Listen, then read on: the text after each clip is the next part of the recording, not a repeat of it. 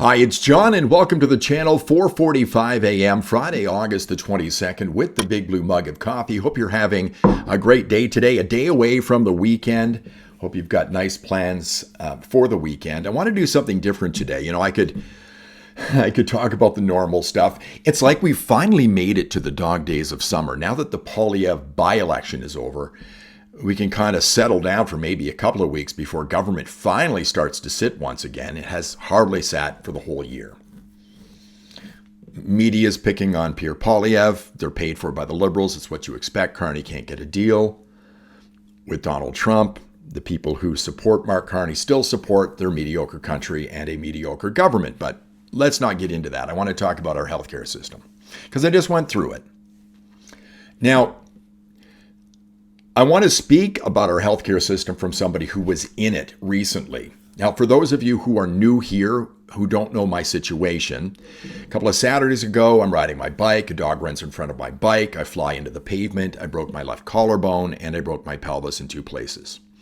So I can speak about our healthcare system from somebody who wasn't in a life-threatening situation, but somebody who's pretty beat up. Now, you may say, John, you look just fine. Well, actually, I feel fine, but I'm not fine. That's why I ended up back in the hospital on Monday. I may come around to that once again in this video. But there's something terribly wrong with our healthcare system, and most Canadians know it.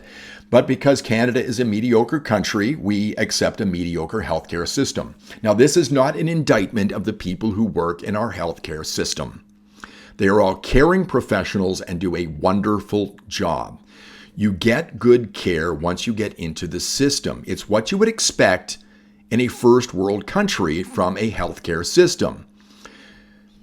It's not like picking a mechanic. You can end up with a bad one. You should get good healthcare once you get into the system. These people are great.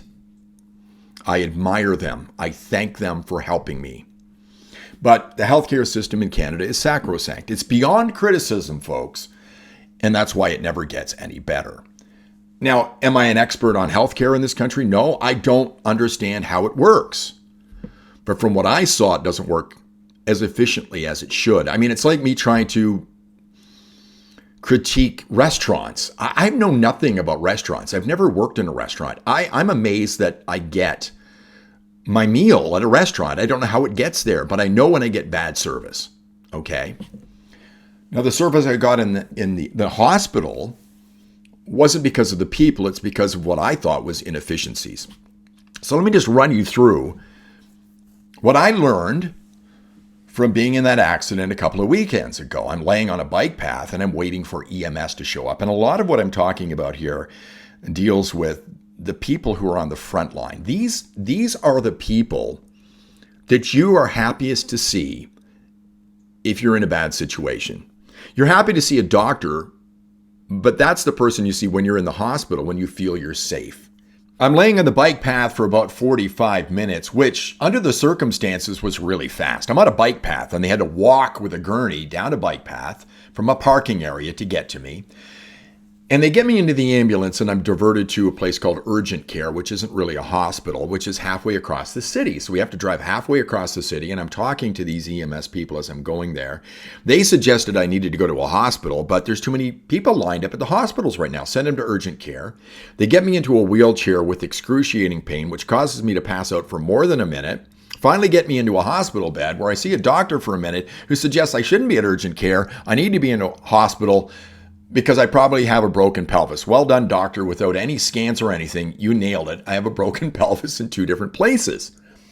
So then I ended up getting to the hospital, and as I'm getting there, I asked them, so when do you go out to your next call? Well, they said, well, they have to wait with me at the hospital. I said, why are you waiting with me at the hospital? Well, because the EMS services here in Alberta are under the same umbrella as AHS, Alberta Health Services.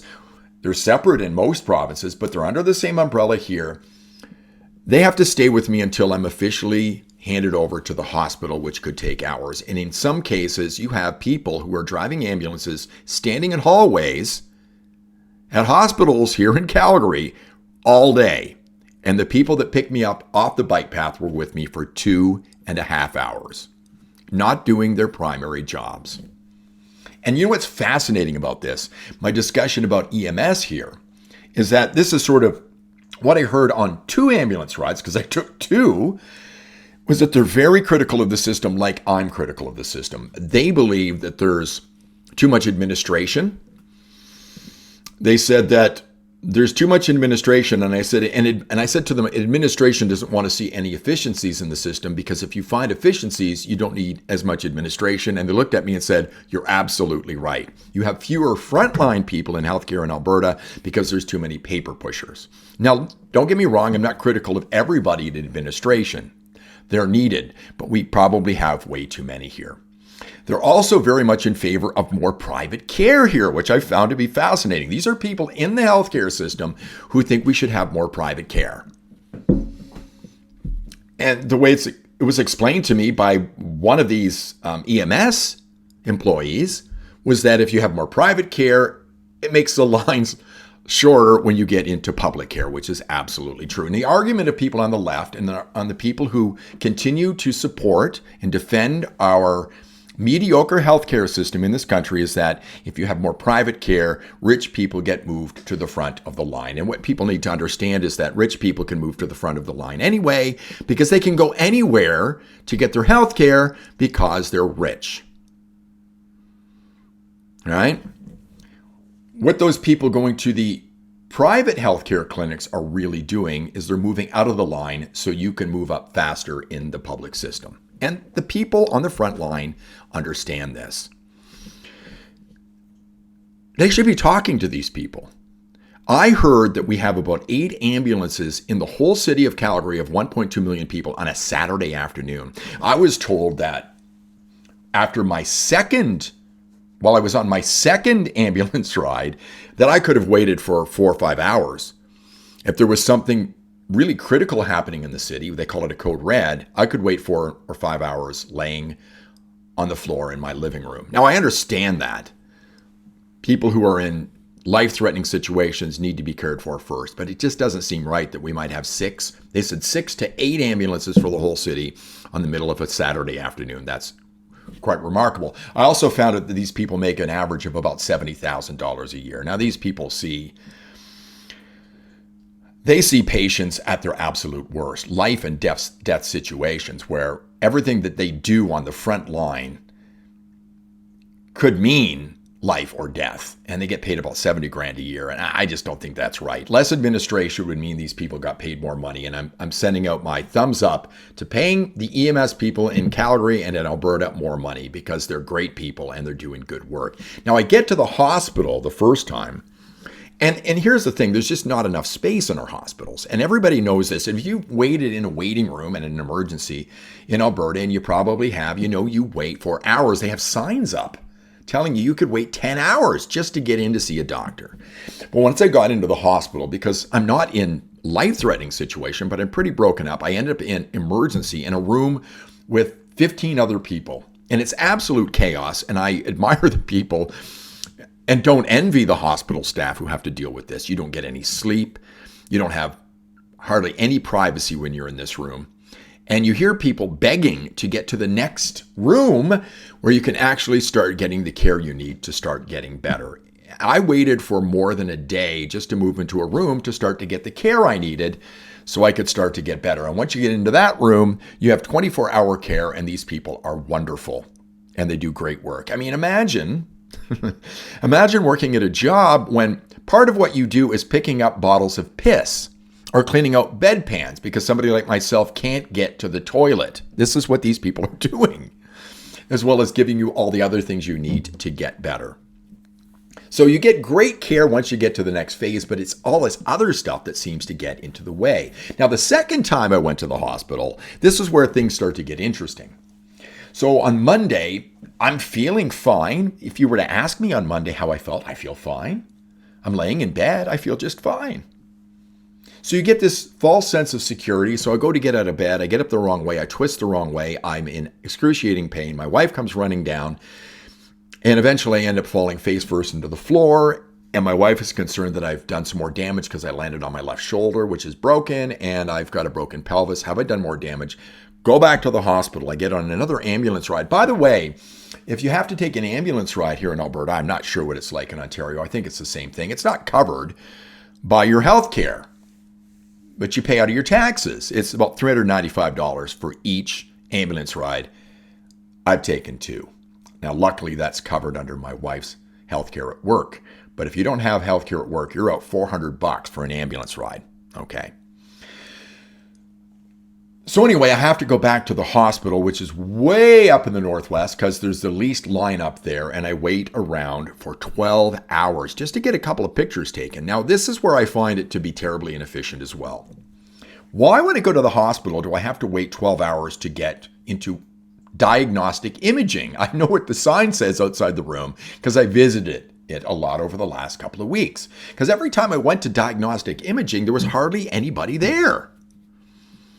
Now, I understand, and from what I can understand about the way it works, there's maybe a doctor or two that are seeing all these patients, and they eventually come around to you after they see everybody, because that can take hours.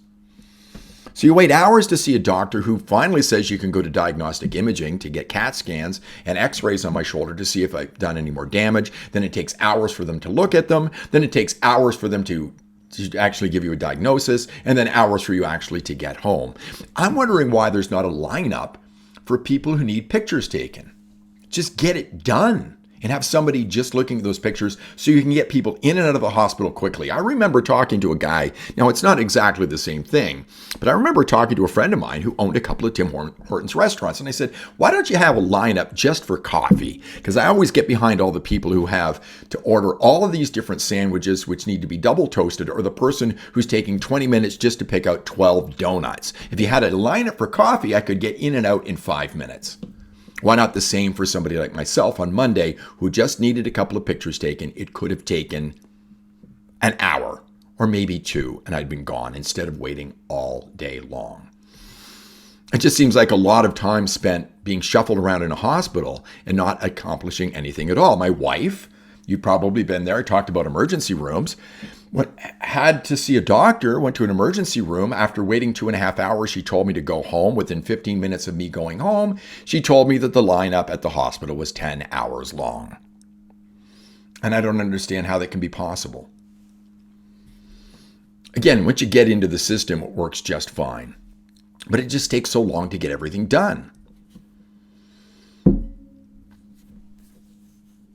And nobody really wants to address the actual problems that we have. And this has been my experience over the last couple of weeks. I'm at home. I'm happy.